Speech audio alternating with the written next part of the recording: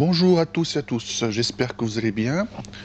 C'est une petite vidéo découverte d'un logiciel que je viens de découvrir en fait, qui s'appelle OBS Studio. Qu'est-ce que OBS Studio? Donc OBS, c'est un logiciel de capture d'écran et de streaming. Donc c'est un logiciel libre et open source. Et pour ceux qui ne savent pas, le streaming, ça signifie qu'on peut utiliser pour le logiciel pour faire un direct sur Internet, mais soit sur Facebook, Twitch, YouTube, comme vous voulez. Je vais pas faire un tuto sur le live déjà parce que j'ai jamais testé, mais plus sur donc la capture d'écran, sachant que quand je dis capture d'écran, c'est capture d'écran vidéo, c'est-à-dire qu'on fait une capture de la vidéo de l'écran de ce qu'on fait sur notre machine. À quoi peut servir OBS dans le club? Principalement à deux choses. Soit faire des tutos à logiciel, c'est toujours mieux que de faire une capture d'écran avec un téléphone, je pense. Soit pour aider les débutants à distance.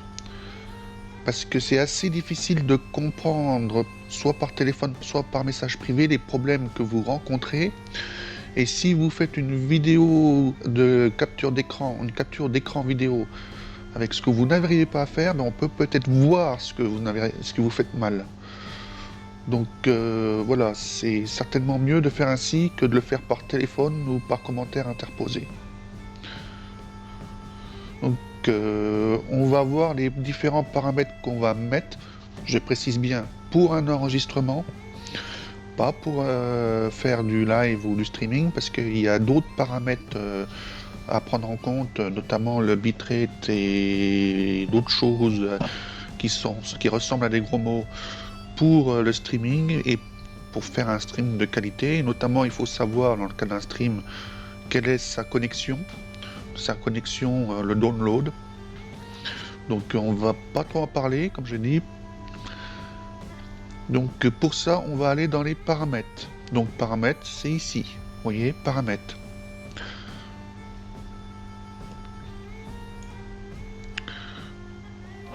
Ça commence par général, donc on va cocher les trois options suivantes.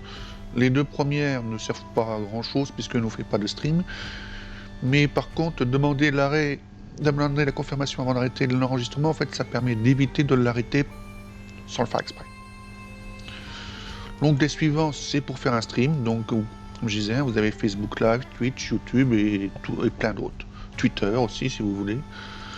Et plein d'autres. Mais donc, pour faire un stream, il faut récupérer une clé de stream et régler d'autres choses qu'on ne verra pas. Donc, ensuite, on va il faut savoir que par de base, vous êtes sur le mode simple. Donc, on va passer sur le mode avancé.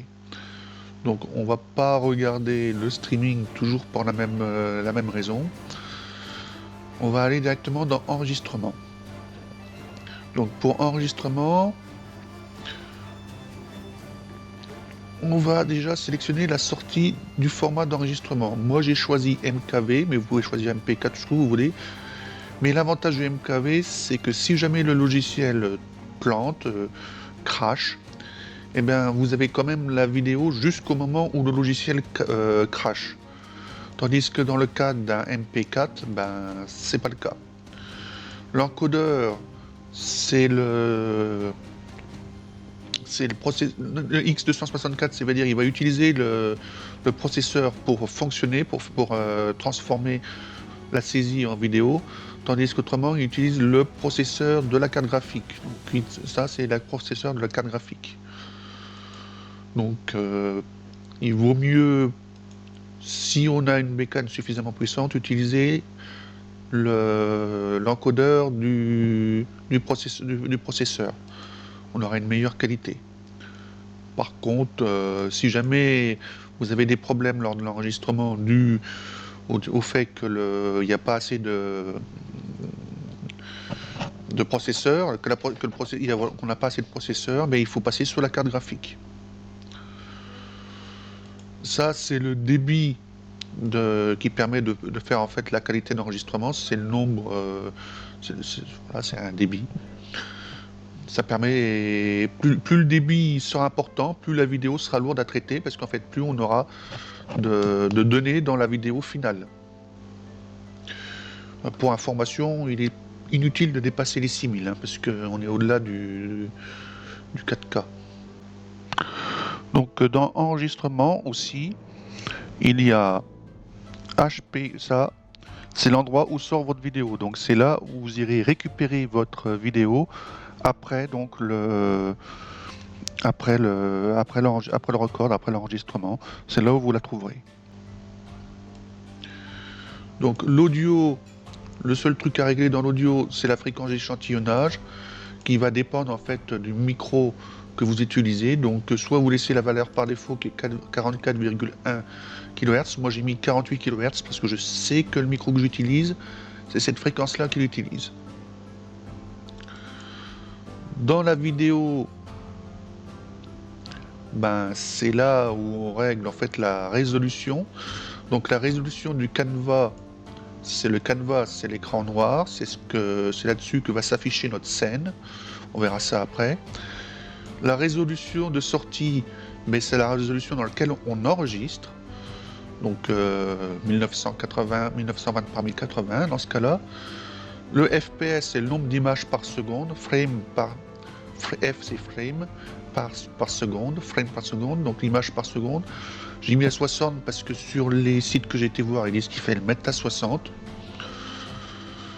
Donc voilà, une fois que ces différents paramètres sont faits, sont validés, il suffit de faire OK. Et normalement, on n'a plus rien à changer. Donc je vais faire OK. Donc là, comme je disais, c'est ce qu'on enregistre. C'est l'espace, on voit ce qu'on enregistre. Alors pour le moment, on enregistre une feuille noire. Donc en gros, on n'enregistre rien du tout. Donc on peut rajouter dans notre scène des sources. Les sources, c'est typiquement ce qu'on va enregistrer. Donc on peut rajouter une capture audio. Voilà, je fais OK. J'ai fait à nouveau OK. Et vous voyez là, j'ai ma capture audio en dessous. En fait, c'est la capture du micro. Si je trouve que mon micro est trop fort, je peux changer le micro. Vous voyez, là, je suis beaucoup moins fort. Tandis que si je le mets à fond, ben, je vais carrément dans le rouge. Donc là, je vais saturer. Donc il faut trouver le bon réglage. Pour quand on parle, ben, on évite d'aller dans le rouge. Voilà. Donc ça, c'est la première chose. On peut mettre une source de couleur. Donc si je fais une source de couleur, je vais sélectionner la couleur. Mettons, je vais prendre du bleu. Je fais OK. Et vous voyez, là, à ce moment-là, je vais enregistrer une fenêtre bleue. Ça sera pas trop d'intérêt. Mais bon, on peut mettre du texte.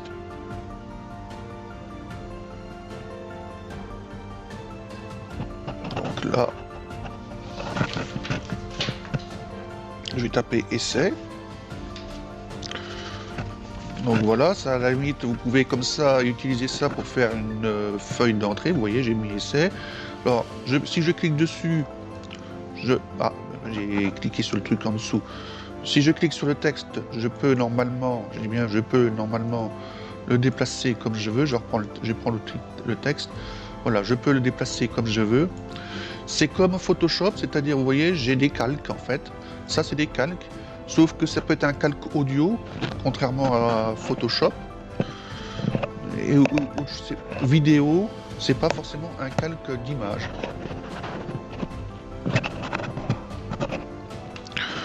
Donc c'est peut être un cap. Donc voilà, c'est différents calques. Donc là, je peux mettre, j'ai mis essai, mais je peux mettre logiciel.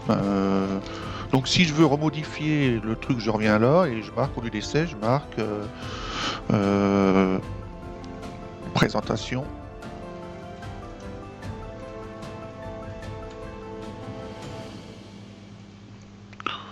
Et vous voyez, je peux changer ma police.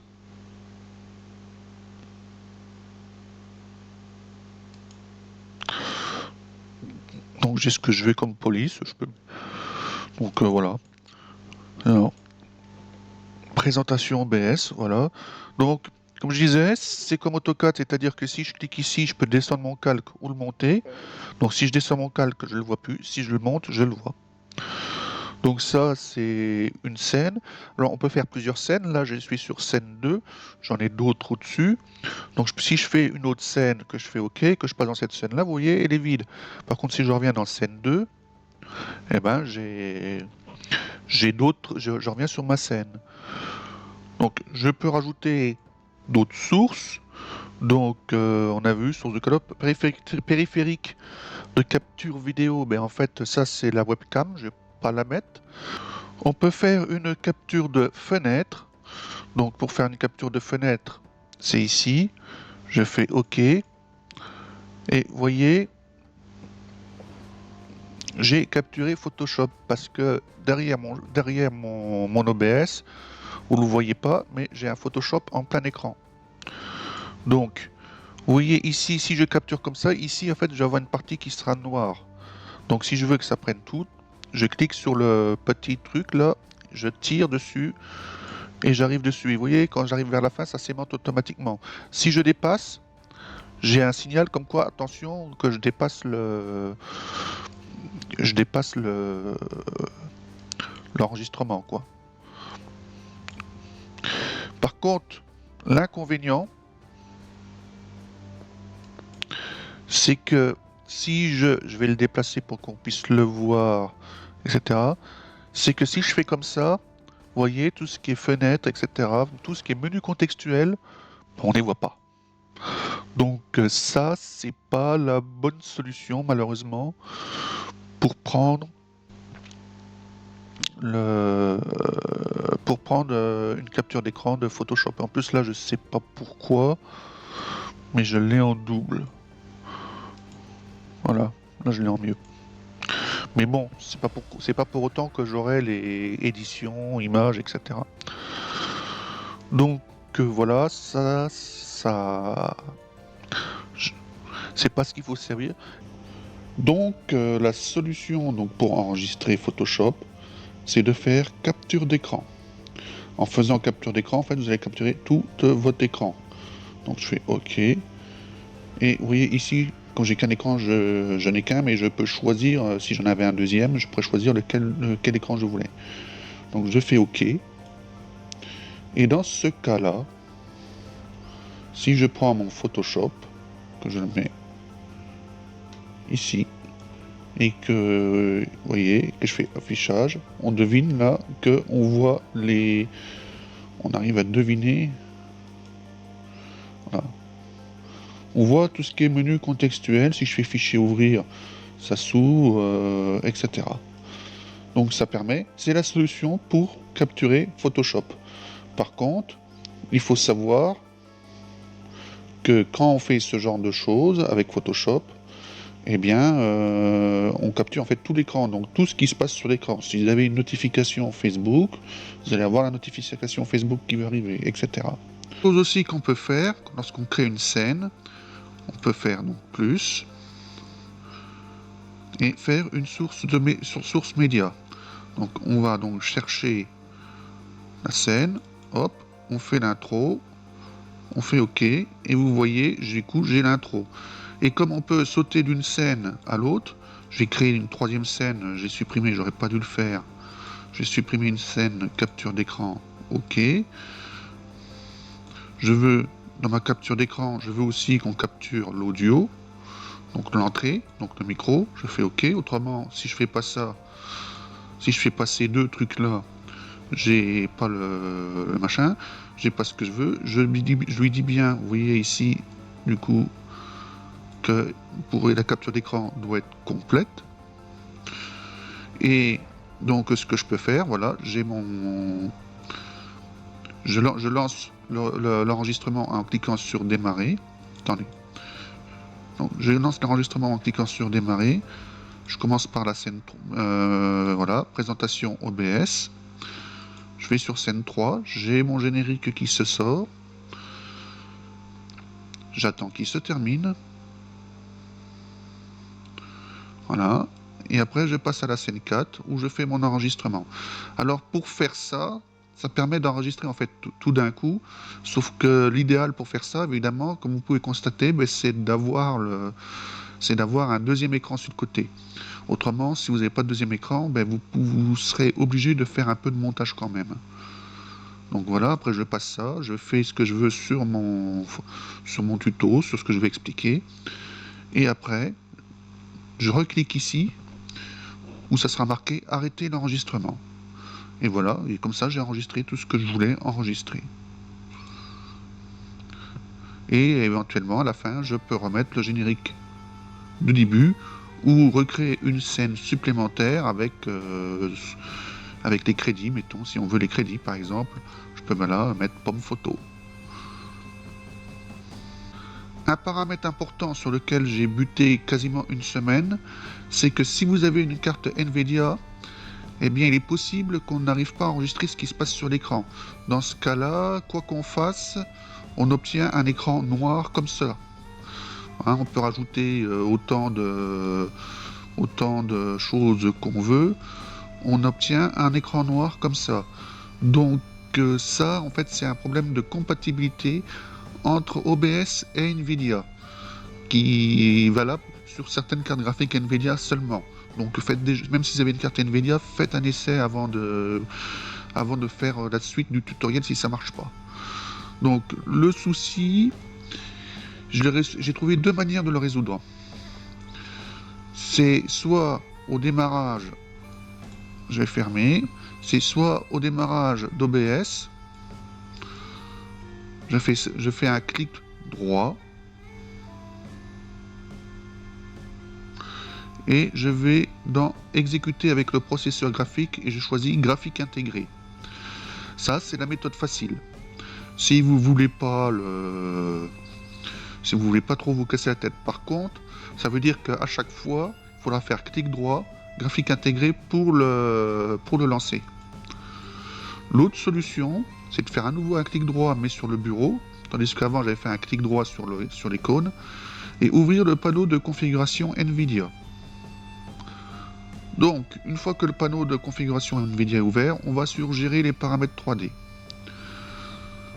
Ça ouvre cette page là, et on va dans paramètres de programme.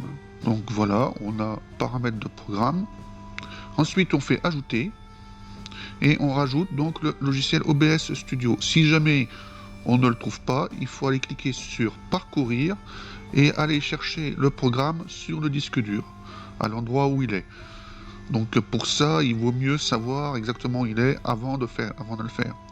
Une fois qu'on a trouvé OBS Studio, je vais prendre voilà. Une fois qu'on a trouvé OBS Studio, on fait ajouter le programme sélectionné et donc là, vous voyez, j'ai ces programmes fil OBS Studio. C'est là où il est. Enfin, si vous avez la version 64 bits. Hein, voilà, donc c'est à l'endroit qu'il faut le chercher. Et vous mettez sur graphique intégré.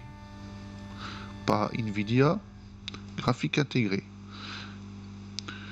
Et après, vous cliquez sur appliquer. Moi, je vais annuler parce que j'ai pas. Voilà. Mais vous cliquez sur appliquer. Et normalement, quand vous lancez votre OBS, votre logiciel OBS, eh bien, tout devrait fonctionner. Voilà, donc c'est fini pour ce petit tuto découverte de OBS. C'était un petit logiciel de record assez sympa, je trouve, et qui donc a l'avantage, si on a deux écrans, ce qui ne malheureusement pas mon cas, de pouvoir effectivement enregistrer tout d'un coup, c'est-à-dire on peut enregistrer l'introduction, si on a une petite introduction comme moi, après on peut faire l'enregistrement, et vu qu'il n'enregistre que sur un écran, eh bien il n'y aura pas de souci. C'est plus problématique quand on a un seul écran comme moi parce qu'on est obligé de le faire apparaître et du coup on a l'espèce d'effet miroir qu'on voit. Donc voilà. Donc là ça nécessite du coup un peu de montage. Donc merci et au revoir.